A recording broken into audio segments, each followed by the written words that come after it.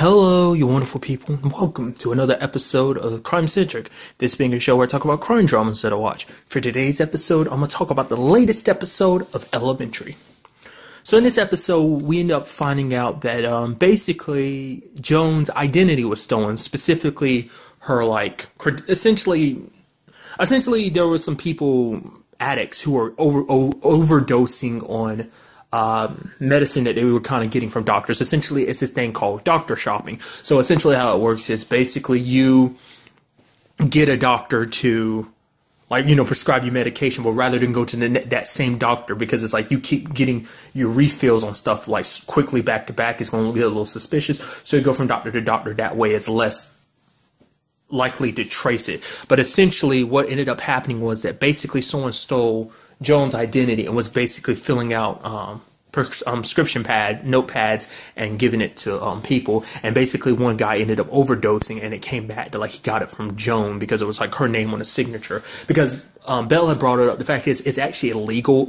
You can be held liable for a death in a situation like that, because it's up to the doctor to kind of check the patient's history to make sure, essentially, that they're not being scammed, that this person isn't, going, doctor shopping, essentially.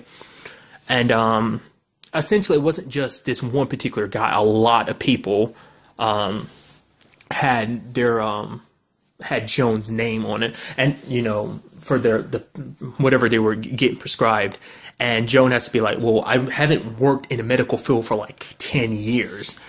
So it's obviously it couldn't have been me, but it's well, the fact of the matter is you still have your license and everything, your medical license and everything like that, even though you haven't worked for 10 years, while you still have it. And you have Sherlock kind of interject and be the fact is she didn't let it go for pride, which is kind of a very human reason. It's because it's she worked years, went to school for it, worked for years to get to that position. And it's even though she doesn't work that profession anymore, she doesn't want to let it go out of pride, because it's I worked hard for it. So it's why would I let that, not necessarily recognition, call it a little bit of recognition / the title of being a doctor. It's someone being I'm a lawyer. Well, when's the last time you practiced law? 10 years ago?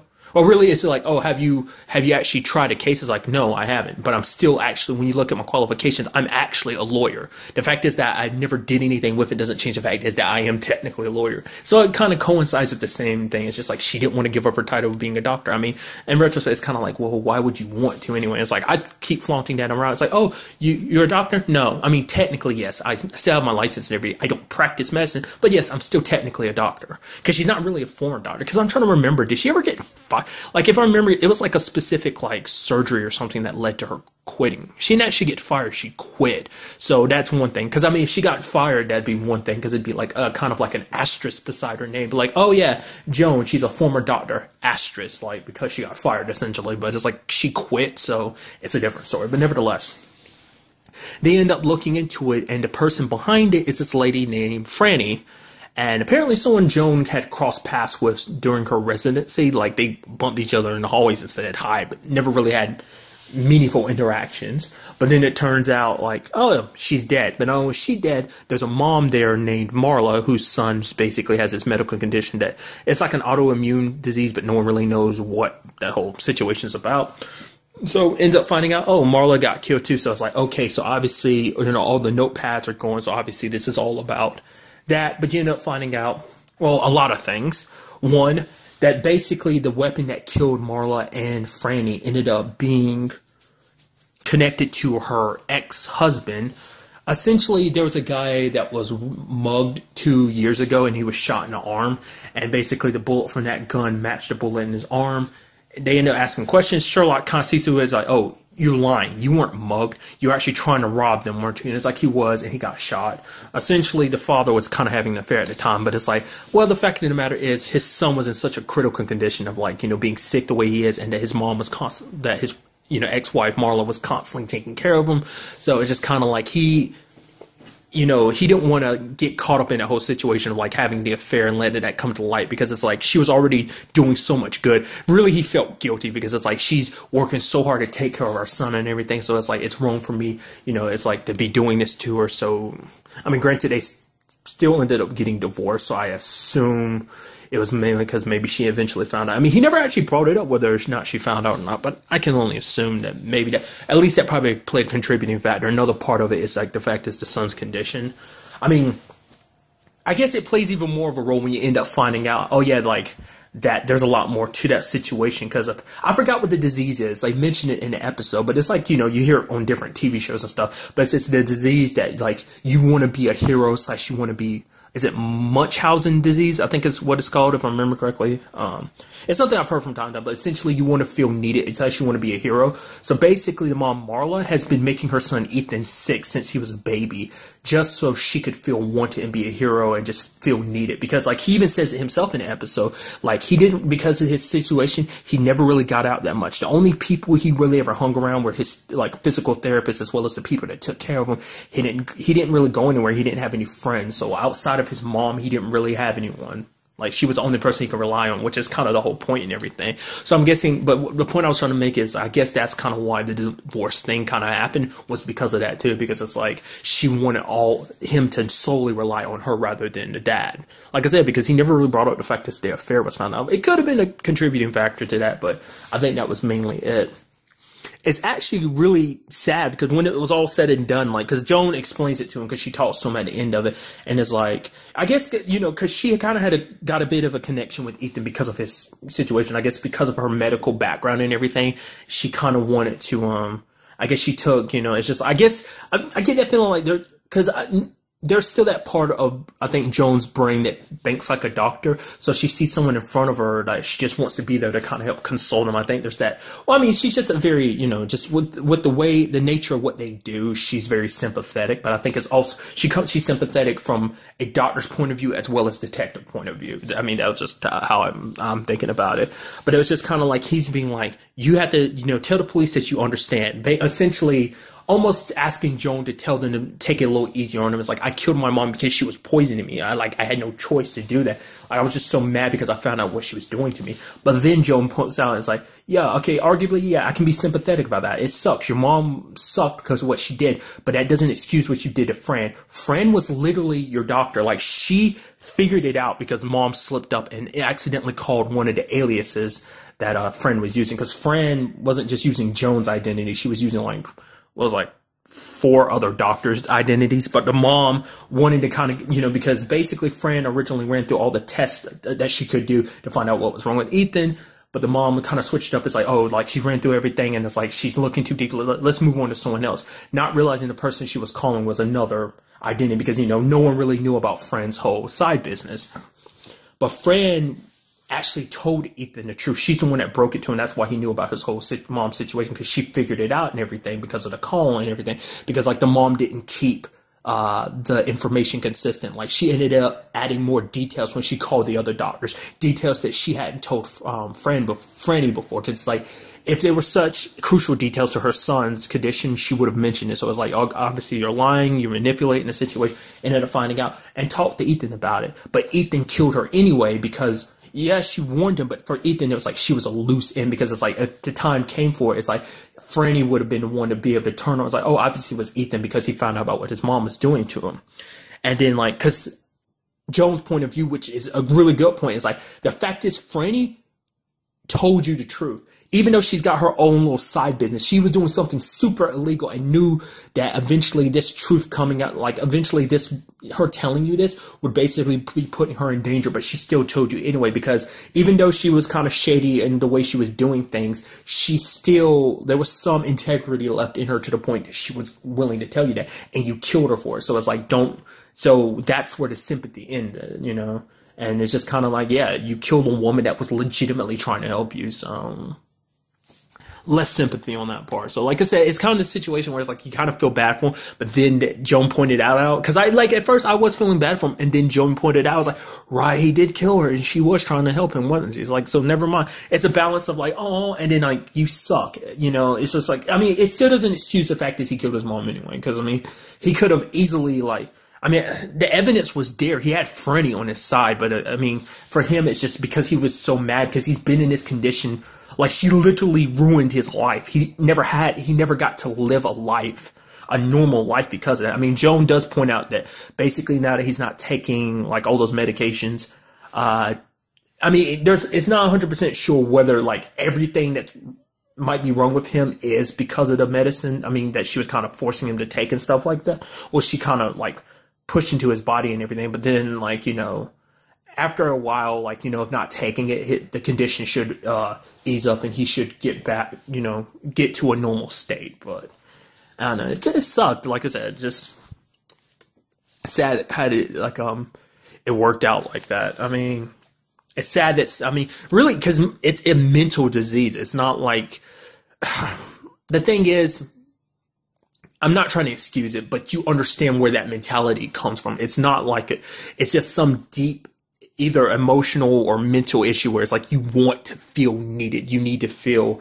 important to someone because I guess you feel empty in your other me. I'm pretty sure it's more so than anything. Like, it's not, I said the emotional aspect, but I think that plays a part, but I think more so than anything, it is a mental issue. So, but that was the main case of the episode. Another part of this episode dealt with the whole Shinwell situation. I loved at the beginning of the episode, Shinwell's making that table and everything. I mean, he's fixing up that table. It's like a chessboard and everything on the table. And he's like, oh, I fixed it up for you. I want to thank you, you know, scrubbing my prints off the gun and everything. So yeah, thanks. This is a thank you gift. He's like, and you see kind of like Sherlock kind of uneasy. It's almost like the feeling of like, you can almost literally see him kind of almost clenching his fist and almost gritting his teeth. And Shinwell's like, what? He's like, okay, so like, I appreciate what you did. It's awesome and everything, but this table is actually part of it, like a 70-year-old crime scene that I was kind of studying. He's like, you're messing with me. Oh, you're for real? He's like, yeah, it actually took me a couple years to actually track this down. And they was like, no, it's good. It's good. You know, the fact is, this is going to train me better because it's like now, like, you know, I have to kind of work, you know, look at it from a new perspective because all the evidence that was there is kind of gone.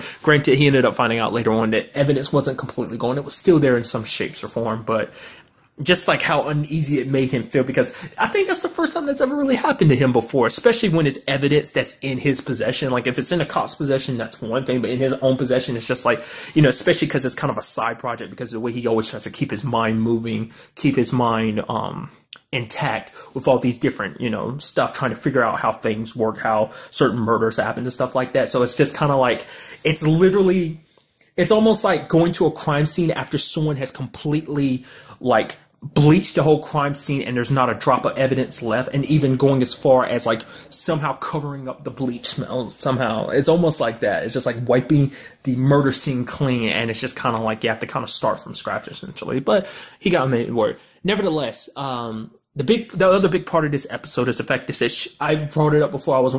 I brought it up because I was like, last episode I brought it up being like, obviously Shinwell's going to keep it up because he never really said anything because he's still in. So the need to kind of try and finish what he started is still there.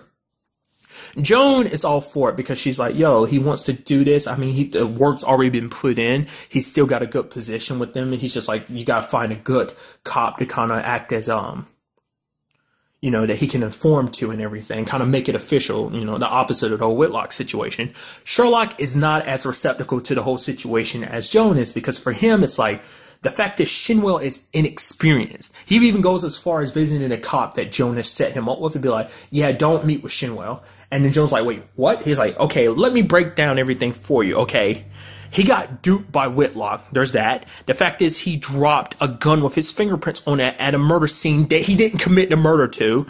Plus, I had to wipe off his fingerprints for evidence to kind of cover the tracks. Let's not forget how you actually met. He ended up getting shot in the back and everything. It's like he's not built for this situation because he can't. You know, he's not built for survival. But Joan's argument is like he survived to being in a gang, and he also, like, you know, survived being in prisons for 10 years. He can do this because Joan has such faith in him, because she brought up the whole, like, you know, originally she brought up the concept of making him a detective, because I think it's in, like, almost like Joan's need, you know, that doctor side of her. I guess it's not as bad as Marla's situation is in this episode, but I think that's more so than anything. Joan brought it up before, her need to feel needed. Like, she no longer has that with Sherlock. And she brought it up before. She's like, when the episode came out, like, a while back, talking about that, she was like, how messed up is that? Which is like, it's understandable, because it's like, you want to help people, but it's like, you know, it's hard to help someone that doesn't necessarily, they need your help, but not in a needing type of way. It's because, like, when you're as a doctor, people need you, because it's like, you know, especially as a surgeon, because people need you to save their lives. In Sherlock's situation, he needed her to be there to kind of keep him off the, you know, heroin wagon, keep him not high and everything. So it's just kind of interesting when you actually think about that compared to this episode. Like I said, it's nowhere near to that level, but it's still interesting like that because she pushes so hard, like, oh, Shinwell could be he has the potential to be a detective. It's like, oh yeah, he can be an informant. But you also understand where Sherlock's coming from too, because for Sherlock, it's all about like, the fact is, he's like, Shinwell has a second chance. Because even later on in episodes, hires a guy to follow Shinwell around to kind of prove a point. It's like, the fact of the matter is, this dude's been following you since last night. You only picked up on it today, so your skill's not as sharp. The fact is that you're not really built for this. You're not built for subterfuge and not being able to lie, you know, like the things you would need to survive as an informant. Because it's like, essentially, he does a sloppy job now, and that eventually that's going to get him killed. He's like, walk away. You walked away from SBK. Which interestingly enough, I just thought about that. I didn't even think about that till now. His gang is called SBK, and this is on CBS, which also American Gothic was on, which there was the Silver Bells Killer. So I just thought that was kind of SBK. I know it's just one of those things that kind of, especially when you think about the fact is that, is it Virginia Madsen? The actress who plays Captain Gregson's girlfriend, essentially, that he was going to propose to, which we still don't know where that whole situation lies. She played the mom, Madeline, in that. In American Gothic as well, so it just kind of the bridges like between the two shows like that. I know, it just nevertheless. But like, if you can understand where Sherlock was coming from. It was coming from a good place because he didn't want Shinwell to die. It's like, don't squander this second chance. You got an opportunity. You want to be a good man, not just for yourself, but also for your daughter. Then go out, find that opportunity. Don't kind of fall back into this world, which, you know, because he learned from Bell, like, you know, the fact of the matter is that if he slipped up into everything he worked for, you know, using, Bell's brother as an example, it could undo everything he's done. So it's like, he get too close to this world. For one, he could easily get dragged back in, or worse, end up, yes, worse, he could end up dead. But I mean, either situation, they're both pretty bad situations. Either he's back in the gang, like, because he falls too deeply into that world, or he ends up getting killed. So it's not like Sherlock's being a complete douche about the situation. He does care about Shinwell's well-being. So to the point at the end of the episode, he makes a compromise with Shinwell. He's like, okay, so basically what we're going to do is we're going to play chess, like bring it over the table and everything. Think of it as a gift. So what we're going to do instead is I'm going to train you into be a better informant, to be able to lie, to get information out of people without, you know, asking them questions, without them realizing they're asking questions. I'm gonna basically make you into a better informant. That way you can work with the cops, obviously, but you can be also our unofficial informant, because, you know, I need some eyes and ears on the street, because, you know, that's, you know, because Sherlock and his wide net of people. So it's just kind of interesting, and then Shinwell kind of agrees with it. So that's going to be interesting to see that progress. It's like, okay, you won't, you know, Sherlock will be kind of teaching him and everything. Because as we've seen, Shinwell does have the mind for it. Nevertheless, he is a smart, intellectual dude, just because the fact is that he is very good at playing chess and everything. And you remember that point where Sherlock had to show off. It's like, oh yeah, oh well, I got a call. Oh yeah, saying all these moves and checkmate, I win. So oh yeah, I gotta go. Bye. It's like, you freaking show off. So very interesting episode. I'm very curious. Like I said, I'm very interested to see what they decide to do with the whole Shinwell storyline. I get the feeling it's only going to be a matter of time, and like, because the fact of the matter is, like, how this is all going to work out, I'm curious. Like, because I'm guessing this is going, like, I brought this up before, I'm guessing this is going to be the big overarching story of the season. You know, every season kind of has their big overarching story. So I'm guessing this is this season's. They are going to have to be careful, because it's like, you know, if it comes, because Tallboy has met Joan before, and if he sees Shinwell hanging around Joan, then things are going to get suspicious. Part of me is wondering, like, because apparently the detective is someone they've worked with in the past, and one they're kind of hooking Shinwell up with, which I don't remember, but I mean, if you do remember, do let me know in the comments down below, like, what particular case it was that they worked on. They referenced it, and I just couldn't remember what it was from what they were saying. But nevertheless, I kept getting this shady feeling, like, literally the entire time in the back of my mind, I'm like, but what if he turns out to be a dirty cop? It's like, oh, you think he's a good cop, but what if he actually ends up being a bad cop, like Whitlock? And it's like, oh yeah, he actually turns on Shinwell. I mean, total possibility. I mean, we really won't know until things kind of play. I'm just very curious to see what they kind of do with the whole story.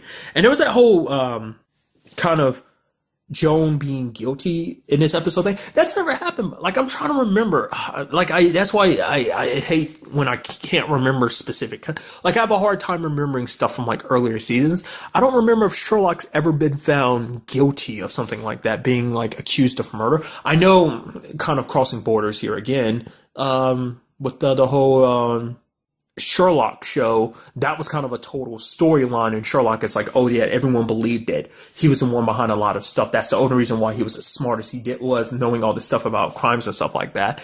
I don't think that's necessarily come up in the show. Like, Sherlock's been accused. I think he has. I vaguely remember him possibly being accused of like something similar, like murder or something like that in the past, but I just can't remember. It's there in my mind like it did happen, but I'm not 100% sure.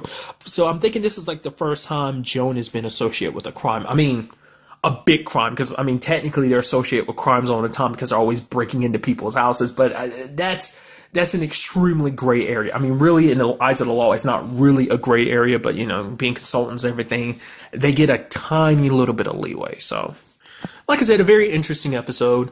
Not sure when the show is coming back. Obviously, this was probably kind of like, you know, it is going to be taking a break for a while. So, obviously, it'll probably be coming back sometime in January. When? I don't know. Like, I haven't looked it up today. I have been looking up in the past to see, like, oh, will they say anything about when the next episode is? For now, the only episode I see any information about is this one, probably, if I end up seeing anything, you know, when I'm uploading this tomorrow. Well, today, because it's like 1 a.m. at the time I'm recording this, then that will be that. Nevertheless, I don't even know what I'm saying. Nevertheless, the point is, I think it's going to come back sometime in January. We'll just have to wait to see. So, but really, that's all I want to talk about in this episode. Till the next time we meet, be happy, be safe, live life to the fullest, and enjoy it. Good day and goodbye.